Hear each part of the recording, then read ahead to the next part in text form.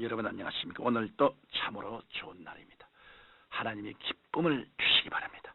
저는 오늘 그리스도인의 자존심이란 제목으로 여러분과 함께 은혜를 나누고자 합니다. 본문 말씀은 고린도전서 1장 26절에서 29절까지의 말씀입니다. 형제들아 너희를 부르심을 보라.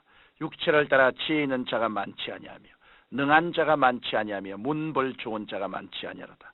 그러나 하나님께서 세상의 미련한 것들을 택하사 지혜 있는 자들을 부끄럽게 하리 하시고 세상의 악한 것들을 택하사 강한 것들을 부끄럽게 하리 하시며 하나님께서 세상의 천한 것들과 멸시받는 것들과 없는 것들을 택하사 있는 것들을 폐하리 하시나니 인간에 있어서 최후의 보루는 자존심입니다.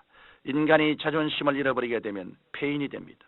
그야말로 될 대로 되라는 식으로 자포자기를 하게 됩니다. 대개 오늘날 사회에서 무리를 일으키는 흉악한 범죄자들은 그이가 자존심을 크게 훼손당한 사람들이라고 합니다. 언젠가 한 젊은 청년이 여의도 광장에서 무작정 차를 몰아 고의적인 사고를 낸 적이 있습니다. 어린이 어른할 것 없이 귀중한 인명을 많이 앗아간 사건을 생각하면 지금도 간담이 서늘합니다. 경찰에 붙잡혀간 청년은 성장 과정에서 식구들이 자신에게 무관심했기 때문에 큰 상처를 입었고 마음이 늘 불안했다고 했습니다. 결국 이 청년은 훼손당한 자존심 때문에 모든 사람을 증오하고 끝내 비이성적 행동을 충동적으로 지르게 된 것입니다. 그러므로 인간은 건전한 자존심을 반드시 가지고 있어야 합니다. 그러면 우리 그리스도인은 어떻게 건전한 자존심을 가지고 복된 인생을 살아갈 수 있을까요? 첫째로 하나님께서는 모든 사람들의 자존심을 회복시켜 주시기 원하신다는 사실을 믿어야 합니다. 사람들은 엄밀하게 말해 누구에게나 열등감이 있습니다. 사람은 다 죄 가운데 태어났기 때문에 병약한 자존심을 갖고 불행하게 살 수밖에 없습니다. 그러나 하나님께서는 본문 말씀을 통해 모든 인생이 하나님을 모시면 존귀한 자존심을 갖고 살 수 있다고 말씀하십니다. 본문 말씀 고린도전서 1장 27절과 28절을 보면 하나님께서 세상에 미련한 것들을 택하사 지혜 있는 자들을 부끄럽게 하려 하시고 세상에 약한 것들을 택하사 강한 것들을 부끄럽게 하려 하시며 하나님께서 세상에 천한 것들과 멸시받는 것들과 없는 것들을 택하사 있는 것들을 폐하려 하시느니라고 말씀하고 있습니다. 실로 하나님께서는 이 땅에 살고 있는 남녀노소 빈부귀천 그 누구를 막론하고 하나님의 형상과 모양대로 지음받은 존귀한 자존심을 회복하기를 원하시는 것입니다. 이것은 창조주 하나님의 위대한 은총입니다. 그러므로 성경 시편 8편 4절에 사람이 무엇이고 한데 주께서 저를 생각하시며 인자가 무엇이고 한데 주께서 저를 권고하시나이라고 기록되어 있습니다. 둘째로 하나님께서 믿는 자들의 친아버지가 되심을 의심 없이 믿을 때 자신에 대한 존귀한 자존심이 솟구쳐 나옵니다. 성경은 모든 인간은 만왕의 왕이신 하나님께서 친히 창조하시고 예수 안에서 친자녀로 선택받은 자라고 말씀해 주고 있습니다. 우리가 이 사실을 깨달을 때 그 누가 뭐라 해도 분명한 자존심을 갖게 되는 것입니다.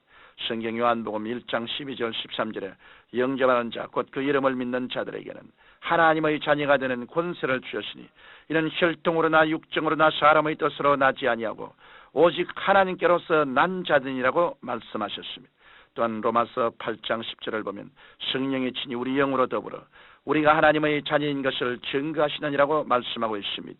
이처럼 주님을 믿는 성도들은 새롭게 탄생한 고귀한 존재입니다.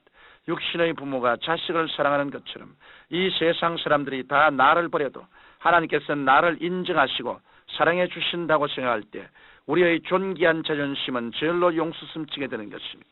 또한 하나님께서는 하나님의 자녀된 우리들을 돌보아 주십니다. 우리가 이 세상을 살아오는 동안 자신도 모르는 사이에 과거에 상처받은 감정이 내면에 뿌리 깊게 자라고 있습니다. 그러나 예수 그리스도의 십자가 보혈은 우리가 받은 어떤 마음의 상처도 다 치료하실 수 있습니다. 그리고 앞으로 살 동안에도 마귀의 참수와 비난을 모두 이길 수 있는 능력을 주십니다. 나아가 하나님께서는 성도들의 생활 가운데 필요한 모든 것을 예비해 주십니다. 성경 고린도전서 2장 9절에서는 하나님이 자기를 사랑하는 자들을 위하여 예비하신 모든 것은 눈으로 보지 못하고 귀로도 듣지 못하고 사람의 마음으로도 생각지 못했다함과 같으니라고 말씀하셨습니다. 이 사실을 우리가 믿으면 어떠한 환경 가운데서도 절망하지 않고 적극적이고 긍정적으로 살아갈 수 있습니다. 그 때문에 하나님의 백성들은 건전한 자존심을 가지고 기쁘게 즐겁게 살아갈 수 있는 것입니다.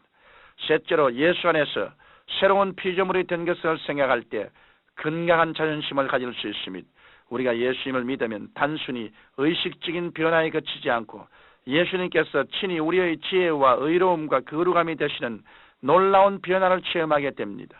성경 고린도전서 1장 30절에 너희는 하나님께로서 나서 그리스도 예수 안에 있고 예수는 하나님께로서 나와서 우리에게 지혜와 의로움과 거룩함과 구속함이 되셨으니라고 말씀하셨습니다. 이러한 존재적인 변화는 그리스도 안에 있는 사람은 누구나 체험하게 됩니다. 그러므로 고린도후서 5장 17절에 누구든지 그리스도 예수 안에 있으면 새로운 피조물이라 이전 것은 지나가시니 보라 새 것이 되었도다라고 말씀하고 있습니다. 오늘날은 지혜의 경쟁시대이므로 인생의 성공과 실패는 지식을 잘 활용하는 지혜에 있다고 해도 과언은 아닙니다. 그런데 주님께서 친히 우리에게 지혜가 되어 주시겠다고 하셨습니다. 야고보서 1장 5절에 너희 중에 누구든지 지혜가 부족하거든 모든 사람에게 후히 주시고 꾸짖지 아니하시는 하나님께 구하라. 그리하면 주시리라고 말씀하신 것입니다. 그러므로 예수님을 믿는 사람들은 크고 작은 문제가 생기면 언제든지 지혜의 그런 대신은 하나님께 구할 수 있습니다. 하나님의 지혜를 소유하는 사람은 머리 되고 꼬리 되지 않으며 남에게 구워줄지라도 굳이 않는 복된 삶을 살 수 있습니다. 또한 예수님께서는 우리의 의가 되십니다. 그러므로 마귀가 우리에게 다가와 정죄할 때 나는 죄와 상관이 없다. 예수님께서 내 죄를 대속하셨다. 예수님의 이름으로 명하노니 원수 마귀는 물러갈지어다라고 강력하게 맞서야 합니다. 그럴 때 마귀는 한 길로 왔다가 7길로 도망가는 것입니다. 나아가 예수님께서는 우리의 거룩함이 되신다고 말씀하셨습니다. 오늘날 이 세상은 더러움이 가득 차 있습니다. 마귀는 온갖 더러운 생각을 사람들의 마음속에 넣어주어 더러운 말과 더러운 행동을 하게 합니다. 그러나 예수님을 믿는 사람은 성령께서 우리 안에 거하심으로 더러운 생각을 물리치고 경건하게 살 수 있습니다. 성경 데살로니가 후서 2장 13절에 주의 사랑하시는 형제들아 우리가 항상 너희를 위하여 마땅히 하나님께 감사할 것은 하나님이 처음부터 너희를 택하사 성령의 거룩하게 하심과 진리의 믿음으로 구원을 얻게 하심이라고 말씀하십니다.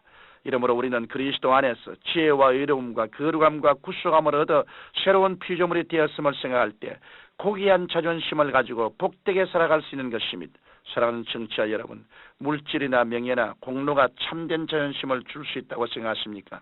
그것은 대단히 오산입니다. 예수님을 떠나서는 그 어떠한 것도 우리에게 참된 자존심을 가져다 주지 못합니다. 그러므로 여러분께서는 모두 예수님을 굳게 믿고 하나님을 좋으신 아버지로 모시고 살아가십시오. 하나님의 자녀로서 건강한 자존심을 가지고 인생을 행복하게 살아가기를 예수님 이름으로 축원합니다. 거룩하신 아버지 하나님, 우리 주 예수 안에서 얻는 이 위대한 삶과 큰 신분을 우리는 10분 이해해서 그리스도 안에서 참으로 긍정적인 자존심을 갖고 살게 하여 주옵소서. 예수님 이름으로 기도드립니다. 아멘.